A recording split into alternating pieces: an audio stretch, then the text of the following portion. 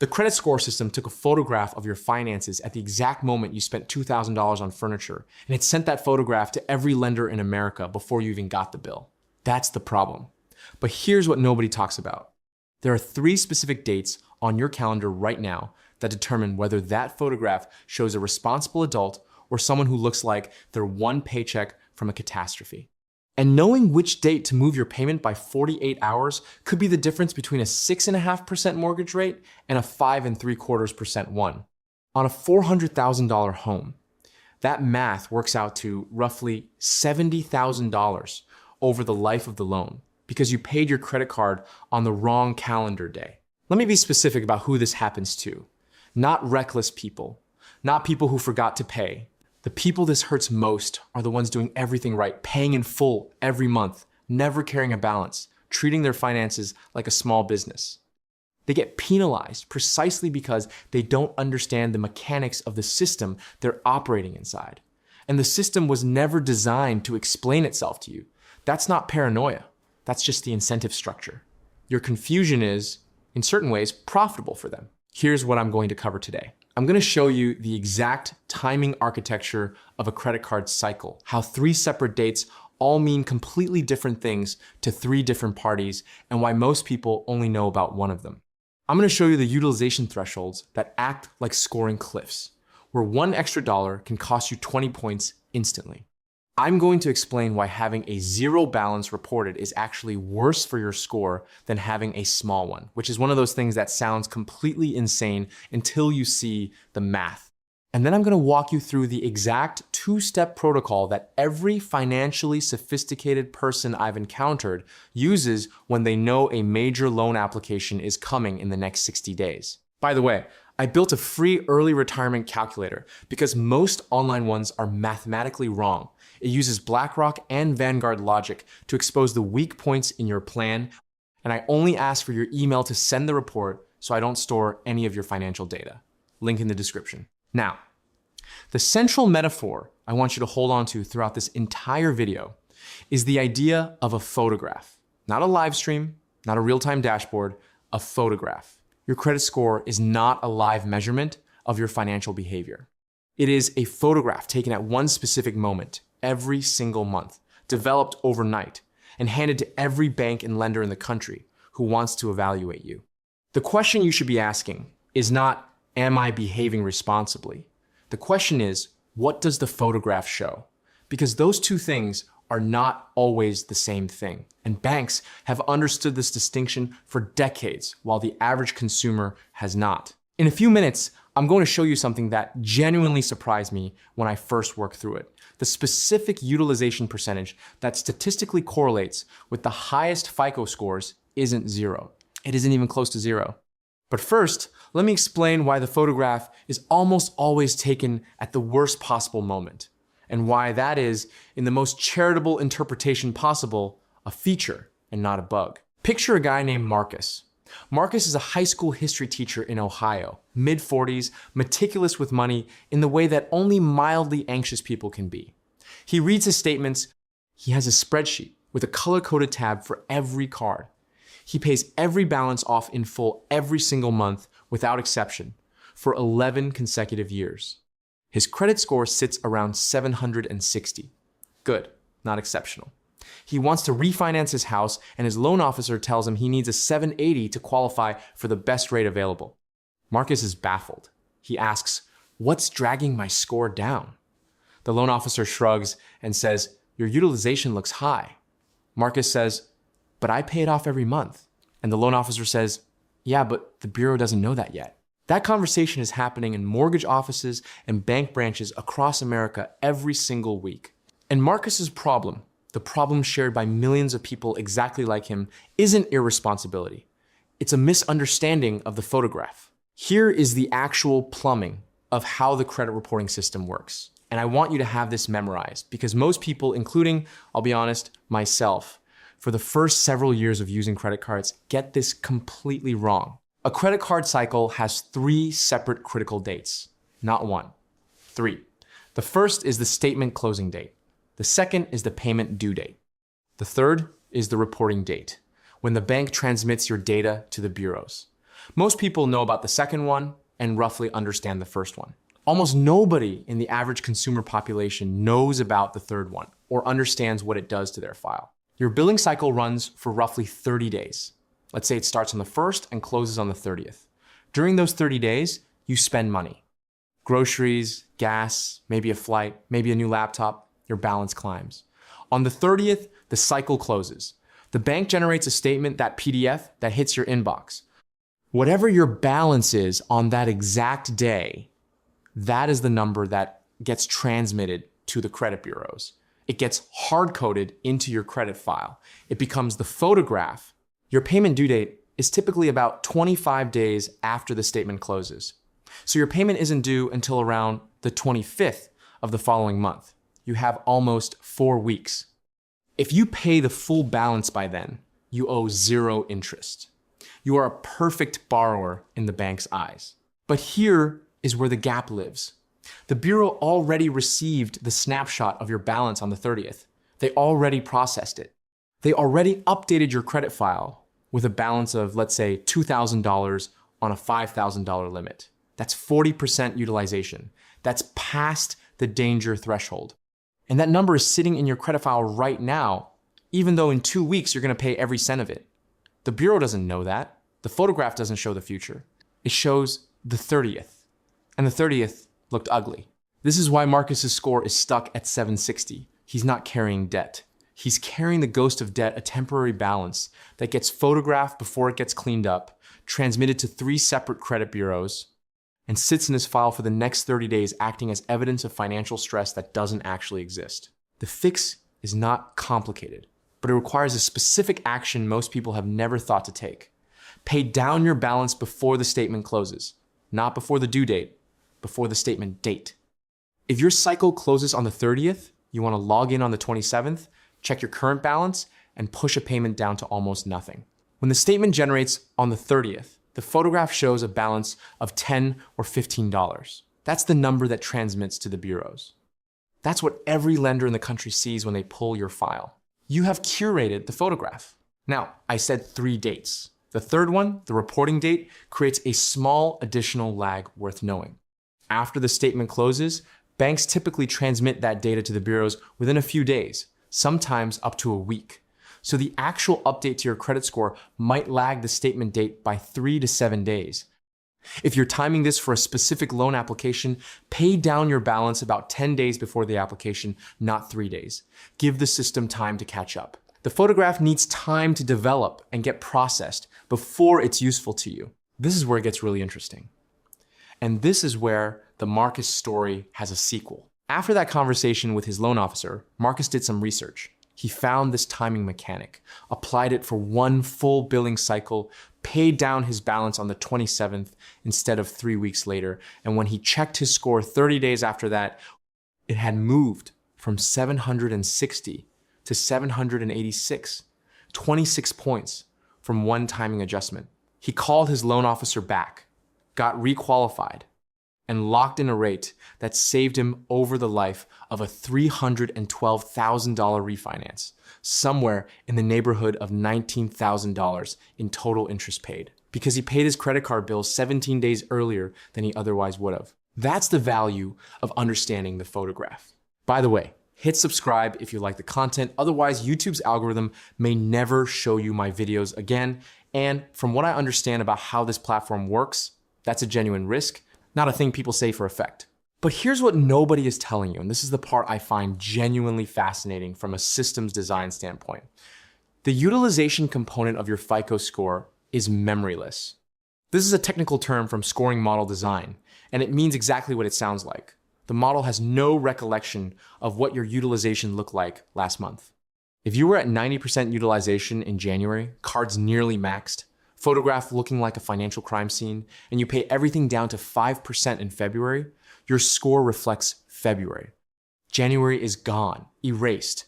The model doesn't average them. It doesn't flag the pattern. It replaces the old photograph with the new one. This is almost shockingly forgiving compared to how the rest of the FICO model works. A missed payment sticks to your file for 7 years. A bankruptcy stays for 10 years. A hard inquiry sits there for 2 years. But utilization? It resets every single month with fresh data, which means if you've been running high balances and your score is suffering for it right now, you're not looking at years of damage. You're looking at 30 days. Pay it down before the next statement closes and the photograph changes completely. The inverse of this is also true. And this is the trap that catches sophisticated, high-earning people most often. I know someone, an entrepreneur who runs a small construction company, pays his American Express card in full every single month, without exception, has done so for 8 years, who had a credit score of 710, despite a net worth north of $2 million. His utilization was coming in around 60% every billing cycle, because he was running all his business expenses through a personal card with a $15,000 limit, 60% every month. Photograph of a drowning man, taken monthly, filed with 3 separate bureaus. He applied for an investment property loan and got denied. Not because of debt, not because of late payments, because of the photograph. The solution for him and for anyone in a similar situation was a credit limit increase, not a behavioral change. He called American Express, explained that he'd been paying in full for 8 years and needed higher limits to accommodate his business volume. They increased his limit to $45,000 within about 20 minutes on the phone. Suddenly, his same average monthly balance represented 4% utilization instead of 60%. Same spending, same income, same payment history, different photograph. His score moved 40 points in the next billing cycle. 40 points because of a phone call. Now here is the cliff that most people fall off of without understanding why it happened. The scoring models don't treat utilization as a smooth gradient. It's not like every 1% increase costs you 1 point, and every 1% decrease gains you 1 point. There are thresholds. Specific percentages where the model essentially reclassifies you, and the point impact is abrupt and significant. Think of them as scoring cliffs. The first cliff is at 30%. If your utilization crosses above 30% overall across all cards or on any single individual card, the model starts treating you as a mild credit risk. Below 30 is acceptable. Above 30 is concerning. The point cost of crossing that line is not trivial, and it happens whether you intended it or not. The second cliff is at 50%. Above 50%, the model is now treating you as a material credit risk. This is where scores can drop 20, 30, 40 points in a single cycle. And above 50%, every additional 10 percentage points of utilization tends to hurt more than the previous 10. The damage accelerates as you go higher. The third cliff, the one almost nobody talks about because people assume it's obvious, is near zero. And this is where the conventional wisdom of always pay to zero completely falls apart. Statistically, and this comes from data FICO has actually published on what their highest scores look like, people with scores between 800 and 850 carry an average utilization of around 4 to 7%, not zero. 4 to 7%, they have small balances being reported. They're demonstrating active, controlled use of credit. The algorithm sees this and interprets it as a signal of financial maturity. This person uses credit, uses it sparingly, and clearly has the resources to manage it without strain. Now, what happens when you report a zero balance on every single card every single month? The model sees a ghost. It sees someone who either doesn't use credit or who uses it and eliminates all evidence before the photograph is taken.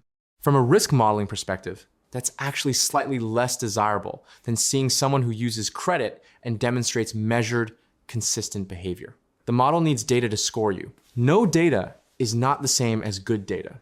A blank file and a spotless file are not the same thing. I find this genuinely amusing in a systems design way. The people who are the most financially disciplined, the ones who pay everything off immediately, who never let a dollar sit on a card a moment longer than necessary, are the ones most likely to accidentally push their utilization to zero and trigger this ghost penalty. The algorithm was built to assess risk, and a complete absence of information creates a small but real uncertainty signal. You fixed the wrong problem. The practical implication of this is a strategy called all zeros except one, which occasionally gets abbreviated AIO in credit optimization circles. The framework is exactly what it sounds like. If you have multiple credit cards, let's say 4, you pay 3 of them down to a zero balance before the statement date. Clean photograph on 3 cards. But for the 4th card, you pay it down to leave a very small balance, 1% of the credit limit, or a nominal amount like $10 or $15, if 1% would be essentially nothing. That small balance, when reported, signals active use. The 3 zeros signal exceptional control. The combination across your entire credit profile tells a story the algorithm rewards. The key mechanic people miss when they first hear this: leaving a balance on the card for reporting purposes is not the same as carrying a balance and paying interest. The balance is reported on the statement closing date. Your due date is still 3 weeks away. You pay the full remaining balance, $10, $15, whatever nominal amount you left before the due date. 0 interest, 0 cost. But your credit file shows a small, responsible use of credit instead of a ghost. Think of it as leaving a single light on in the house. Just enough for the neighbors, in this case, the credit bureaus, to know someone lives there. I've used this approach before, applications on significant financing. My score at those moments has been 20 to 30 points higher than my typical baseline. Not because my financial situation changed, but because I managed the photograph. 10 plus years running a business surrounded by accountants and fiscal lawyers will teach you that the difference between a good financial outcome and a great one is usually not about working harder. It's about understanding which lever exists and where to find it. The sarcastic version of what I'm describing is this: you are giving the credit bureaus exactly the story they want to hear about you in the exact format they're asking for, at the exact moment they're listening. Is it optimizing the system? Absolutely. But the rules are public information. The statement date is knowable. The utilization thresholds are documented. Paying attention to knowable, documented information is not a loophole. It's just credit literacy that the system has no particular incentive to teach you. There is a comedian, I don't remember who had a bit about how the tax code is so long and complicated, it's basically a creative writing prompt for accountants. Credit scoring isn't quite that baroque, but the underlying dynamic is similar. The rules are out there. Most people never read them. The ones who do tend to look on paper, at least significantly more financially stable than the ones who don't. Now, I want to address something important because I've seen people take this timing concept and push it in a direction that backfires in a fairly spectacular way. There is a practice called credit cycling that superficially resembles what I'm describing, but is categorically different and can get your accounts closed without warning and without ceremony. Credit cycling is when you spend up to your limit, pay it off mid-cycle, and then spend up to the limit again, cycling through your available credit line multiple times within a single billing period. Some people do this to extend their effective monthly credit capacity beyond what their official limit allows. Banks despise this, not because of any moral position on consumer behavior, because to their fraud and risk monitoring systems, credit cycling looks nearly identical to a specific type of fraud called bust-out fraud, where someone deliberately runs up balances across multiple accounts with no intention of repaying. Their automated systems can't distinguish between an earnest person trying to manage their expenses and someone executing a systematic fraud. The response when the flag triggers is typically not a gentle warning. It's a sudden limit reduction or an outright account closure. Both of those outcomes will tank your utilization and damage your score far more severely than any high balance ever would. The distinction between what I'm recommending and credit cycling is this. I'm recommending you pay down your balance once before the statement closes to control the reported number, not cycling through the limit multiple times in the same billing period to access more spending capacity than the bank agreed to extend to you. If you find yourself hitting your limit regularly and needing to pay it down mid-cycle to keep using the card for normal daily spending, you don't have a timing problem. You have a limit problem. Call the issuer and ask for a higher limit, which connects to a point I think is more important than any timing strategy I've mentioned so far. The structural solution to utilization problems isn't careful payment scheduling. It's high limits. If your total available credit across all cards is $200,000 and you spend $5,000 a month, you're at 2.5% utilization automatically. You don't need to pay before the statement date. You don't need the AIO framework. You're already in the top tier of the scoring model by default because the math works for you before you even log in. How do you get to high limits? You ask for them regularly. Most major card issuers will grant automatic credit limit increases to cardholders with strong payment history without running a hard inquiry against your credit file. A hard inquiry would temporarily reduce your score counterproductive when you're trying to build it, but soft pull limit increases add credit to your profile without touching your score at all. If your limits haven't been reviewed in the past 12 months and you've been paying on time, call your issuer, explain that you'd like a limit increase, and specifically ask whether they can process it without a hard inquiry. The majority of the time, they can and they will. The reason they're willing to do this, and this is the part I think is worth pausing on, is that higher limits benefit them too. Higher limits encourage higher spending. Higher spending generates more interchange revenue. More interchange revenue is their business. So when you call and ask for a higher limit, you're not asking for a favor. You're actually proposing an arrangement that works for both parties. Understanding the incentive structure changes the emotional weight of that phone call completely. There's a secondary benefit to high limits that almost nobody factors in when they're thinking about credit optimization. They protect you during emergencies. If you face a medical expense, an unexpected car repair, a job disruption, whatever life decides to throw at the specific worst moment, a high limit card gives you room to absorb the shock without immediately blowing past your utilization threshold. A $1,000 limit card is not a financial safety net. It's a piece of tissue paper.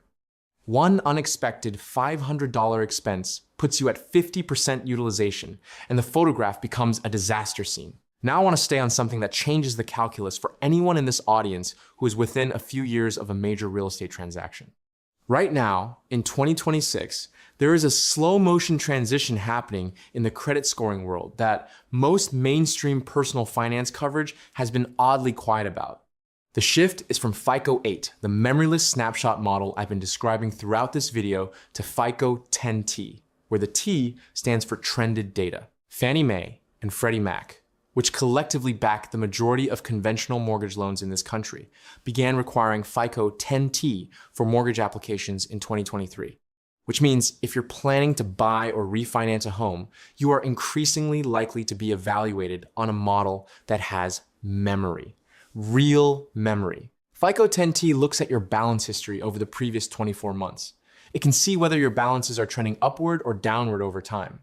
It can see whether you typically carry balances or pay them off consistently.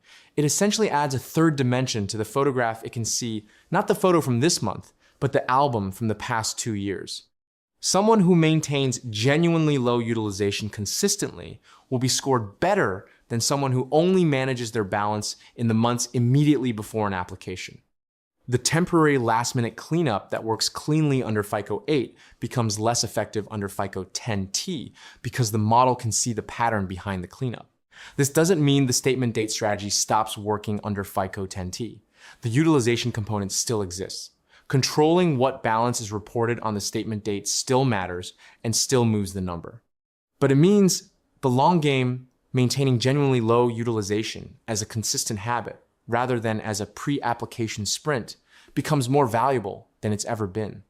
The best version of this advice isn't clean up before the photo. It's live in a clean house so the photo is good any day they decide to take it. Let me put real numbers on all of this, because I've noticed that abstract principles in personal finance have a way of feeling important for about 48 hours and then fading. Specific numbers stick. Let's say you have a situation that I think is genuinely common for the people watching this. Your name is David, you're 41, you have 2 credit cards. One has a $6,000 limit, one has a $4,000 limit. Total available credit, $10,000. You spend about $1,800 per month across both cards, gas, groceries, subscriptions, the occasional dinner out. You pay both cards off every month before the due date. Perfect payment history, but you're not managing the statement date, so that $1,800 balance gets photographed every month as 18% utilization. Generally fine, not exceptional. David wants to buy a car. He needs a loan. He checks his credit score a couple of weeks before applying, and it's at 749. His loan officer tells him that 760 or above qualifies him for the preferred rate tier. The difference between the standard rate and the preferred rate on a $35,000 auto loan over 60 months is about half a percentage point of interest. Half a point. That works out to roughly $940 over the life of the loan. Real money for a phone call and some calendar management. Here's what David does. First, he calls both card issuers and requests soft pull limit increases. Visa bumps his limit from $6,000 to $10,000. The other card stays at $4,000. His total available credit is now $14,000. His $1,800 monthly spend is now 12.8% utilization instead of 18%. That structural change alone might be worth 5 to 8 points. Then he finds his statement closing dates the 15th for one card, the 22nd for the other. He sets reminders for the 12th and the 19th, the 2-day buffer before each closing date. On the 12th, he logs in and pays his primary card down to $15. On the 19th, he pays the second card down to $0. When both statements close, the bureaus receive card 1 at 0.15% utilization and card 2 at 0. His AIO is technically inverted. One card has the small balance, the other has 0, but the math is the same. His overall reported utilization drops from 12.8% to essentially nothing. His score, when the update processes, comes in at 772, 23 points gained. He gets the preferred rate. $940 stays in his pocket over 60 months because he paid his credit card bill on a different day and made one phone call. That's the system working exactly as designed once you understand what the system is actually measuring. Now, this is where I want to bring back Marcus, the history teacher from Ohio, because his story has one more chapter that I think is the most useful part. After his refinance, Marcus didn't stop. He set up recurring calendar reminders for 2 days before each of his 4 statement closing dates. He requested limit increases on 2 of his cards. He set the smallest card to auto pay a Netflix subscription, $9.99 a month, so that it would always report a tiny balance and never be a ghost. He stopped thinking about credit scores as something that happened to him and started thinking about them as a number he actively managed, like a business metric. His score settled into the 820 range and stayed there. When he eventually bought a rental property 3 years later, he qualified for terms that his neighbors who had similar incomes and similar payment histories but hadn't done any of this could not access. The difference between Marcus before and Marcus after isn't income. It isn't payment behavior. It's photograph literacy. He learned when the picture gets taken. I want to note something that sits in the background of this entire conversation, and I think is worth naming directly. Nothing I've described today involves deception. You're not misrepresenting your income. You're not inflating your assets. You're not providing false information on an application. You're managing the timing of real payments to ensure that the data being transmitted to credit bureaus accurately reflects your actual financial behavior, which is, in fact, low utilization, rather than a temporary mid-cycle snapshot that overstates your exposure. The argument that this is gaming the system assumes the current snapshot reporting method is the ground truth of your creditworthiness. It isn't. It's a proxy, a photograph, and photographs can be misleading. Here are the 3 specific takeaways I want you to leave with today, and I'm going to be deliberately ungeneric about these because vague financial advice is the reason most people are in the situation Marcus was in before the phone call with his loan officer. First, find your statement closing dates, not your due dates. Your closing dates for every card you own. They're buried in the Statements tab of your banking app or in the PDF of any past bill. Put these dates in your calendar as recurring monthly reminders with a 2-day buffer. This single action is the prerequisite for everything else in this video. Without knowing the closing date, you're photographing blind.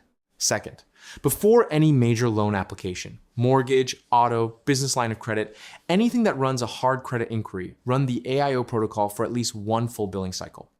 Pay every card to 0 except 1, which gets paid down to 1% of its limit or a nominal $10 to $15 balance. Then wait 10 days after the statement closes before applying, not the day after.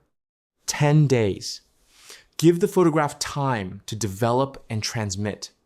That buffer is the difference between the optimization working and the lender pulling a score that hasn't updated yet. Third, call your card issuers once every 12 months and ask for a soft pull limit increase.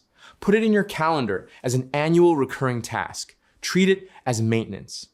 Not every issuer will do it every year, and some will only do it with a hard inquiry, in which case you decline and move on. But a surprising number will increase your limits without touching your score, And every dollar of available credit you add to your profile is a dollar that pushes your utilization percentage lower without requiring you to spend less. Lazy investing built more fortune than crypto memes. The credit system takes the photograph. You decide what's in the frame.